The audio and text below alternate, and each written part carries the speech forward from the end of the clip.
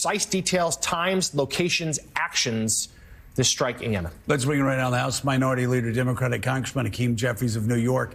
He sent a letter out yesterday to President Trump calling for Defense Secretary Pete Hegseth to be fired. This morning, Leader, the details even more shocking as Jeffrey released in this morning a text chain that was sent to him while he was sitting in a Safeway parking lot. The Secretary of Defense using a commercial app telling people on this chain, all of whom he did not know, that this mission was a go, that F-18s were about to launch at this time, that the target terrorist was in sight. He then described when the second F-18s were launching. Again, all over a commercial app. You said this is definitely when the first bombs will begin dropping, and on and on and on. Your response just to this stunning turn of events this morning. It's a stunning breach of America's national security. The lives of our servicemen and women were put into danger. And this is all being done by the person, the Secretary of Defense, who is charged with protecting the safety and national security of the American people. The problem is we could all see this coming. Those who are paying close attention, as opposed to my Republican colleagues who are burying their heads in the sand. Pete Hegseth is the most unqualified person ever to lead the Department of Defense. Mitch McConnell knew it, Lisa Murkowski knew it, Susan Collins knew it, Democrats knew it, and we warned the Trump administration, and now the consequences are being felt. And this is a situation where the Trump administration is both arrogant and incompetent. That's a toxic combination, and American lives are at risk. Chris Matthews, you have the next question. Congressman, we all know that the Republicans echo whatever President Trump says. They wait for him to speak, and then they echo it. Now, back in 1960, I actually remember this, President Eisenhower had to deny that our U-2 flights over Russia, which began in Pakistan and flew to Norway, we were clearly violating their airspace at a very high level. He initially lied about it and said that wasn't a case of a spy mission, and later he changed his mind and said it was. Do you think President Trump, is capable of recognizing that his people, Hegseth and Waltz, screwed up?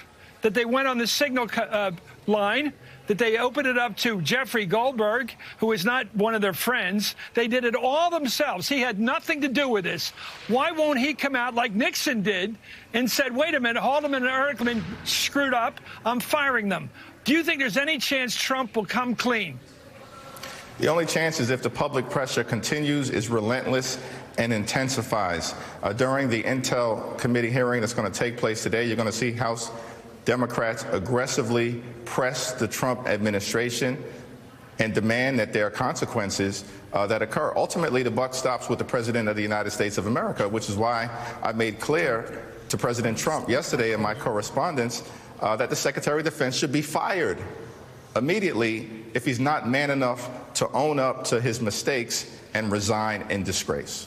Tina Brown is with us and has a question. Yeah, Mr. Leader, my question also is somewhat similar to Chris's, but at what point do the Republicans themselves break ranks? I mean, is this going to be the one thing that means that they do, as Senator Warner said, find their voice? Is there anybody there now who is going to lead some kind of pushback to Congress having been turned into a party of ones? I mean, what is going to happen now in the caucus? Yeah, you know, privately, several do express concerns and shake their head on the floor of the House of Representatives. But publicly, there's been a lack of courage, and that's unfortunate because the Congress should be a check and balance on an out-of-control executive branch, and the Trump administration is completely and totally out of control. But here's the problem with the modern-day Republican Party. Facts don't matter.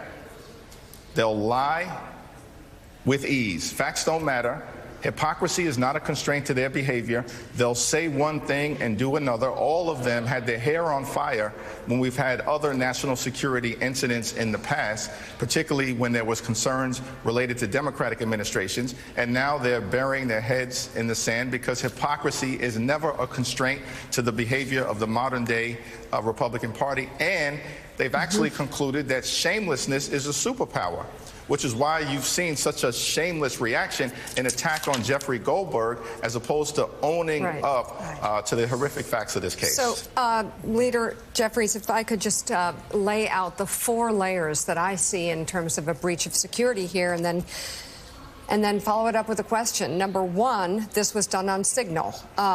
Totally wrong to be doing on signal. Number 2, this included top levels of this administration in many locations around the world, including Russia, instead of inside a skiff. Number 3, they included Jeffrey Goldberg, the editor-in-chief of The Atlantic, and never noticed throughout the course of this entire chat. And then 4, there was an admission during a hearing yesterday that there are other similar chats like this out there.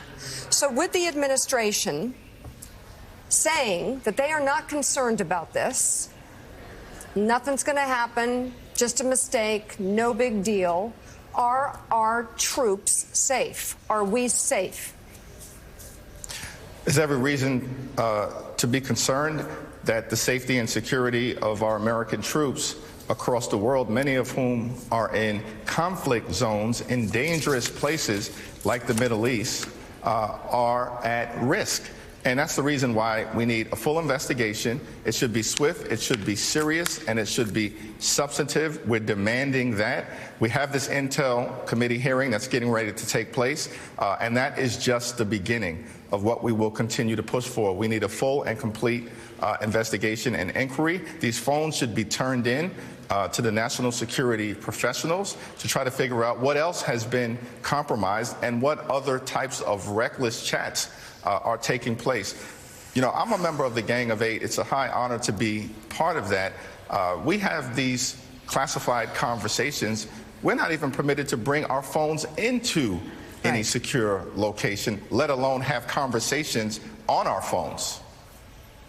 All right. House Minority Leader, Democratic Congressman Hakeem Jeffries of New York. Thank you. Thank you so much for coming this morning. So we go to break. A live look from Capitol Hill where